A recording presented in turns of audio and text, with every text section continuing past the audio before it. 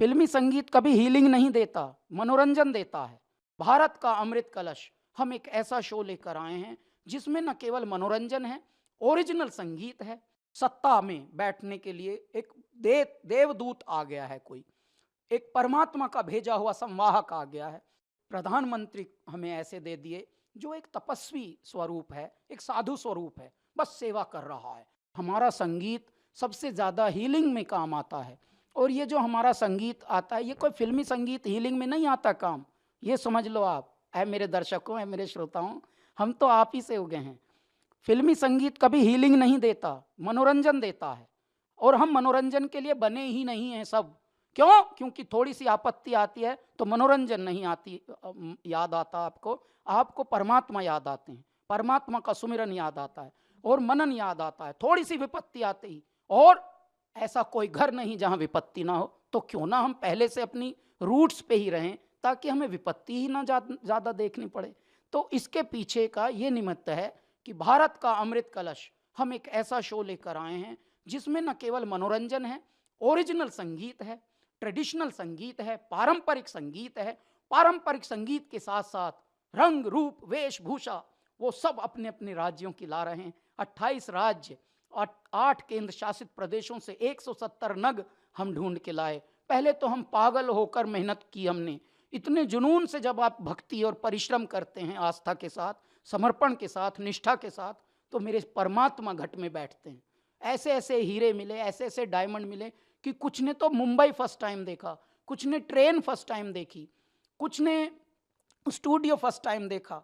ये बात सुन सुनकर ही देखिए, अभी बता भी रहा हूं तो रोम रोम पुलकित हो रहा है।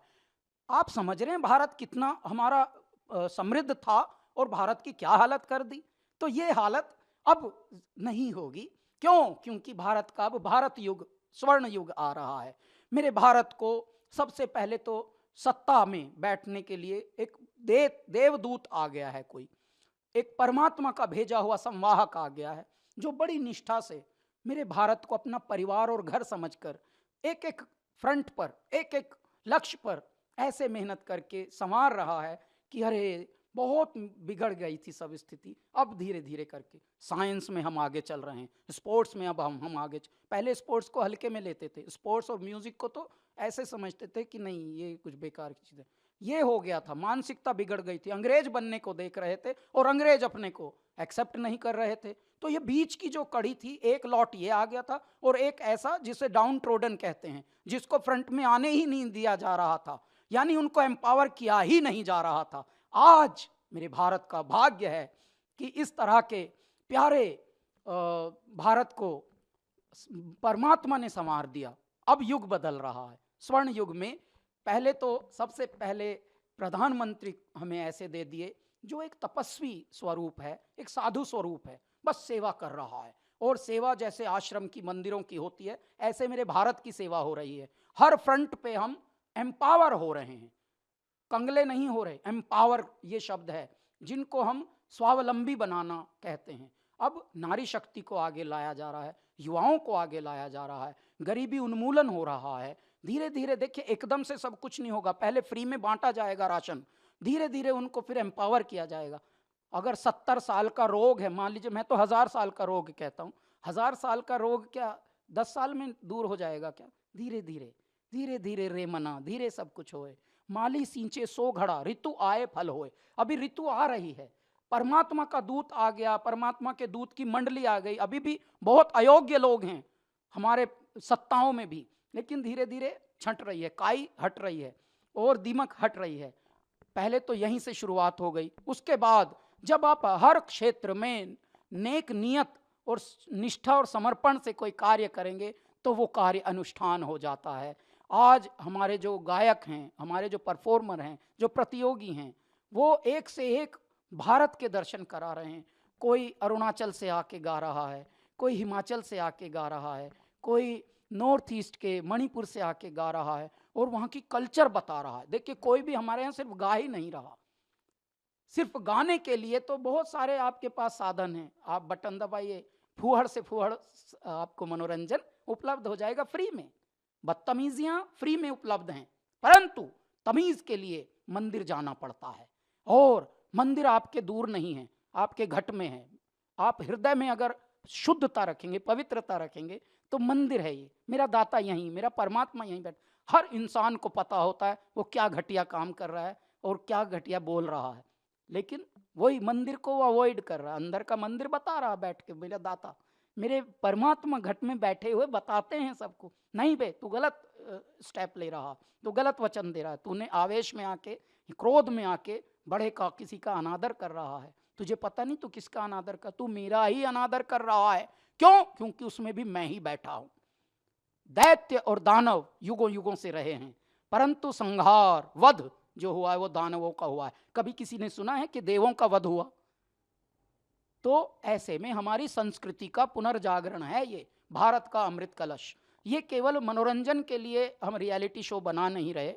52 एपिसोड का ये एक शो है जो 6 महीने तक चलेगा। डीडी नेशनल पर 24 फरवरी से शाम 7 बजे से 8 बजे तक के प्राइम टाइम में ये आएगा। नाम देखिए ऐसा है जैसे फिल्मी लोग कर रहे हैं, गोरेगांव फिल्म सिटी में शूट चल रहा है। देखिए हमें भौतिक रूप में ही रहना होगा, परंतु बांटना अभी आध्यात्म को ही पड़ेगा, क्योंकि हर घर में बीमारी घुस चुकी है। पहले भारत बीमार नहीं होता था, पहले भारत झूठ नहीं बोलता था।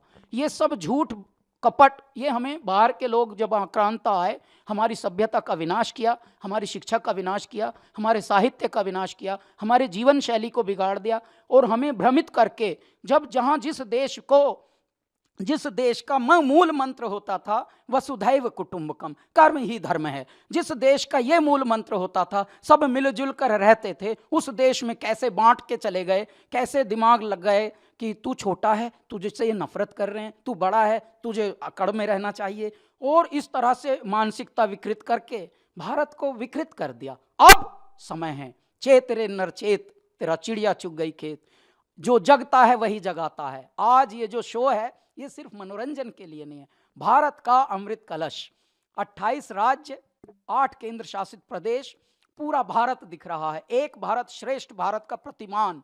और आपका बावला उन्मत्त कैलाश खेर, हमको कुछ और नहीं चाहिए, ना हमें स्टार डिग्री चाहिए, ना हमको रॉक स्टार चाहिए, ना हमें सेलिब्रिटी।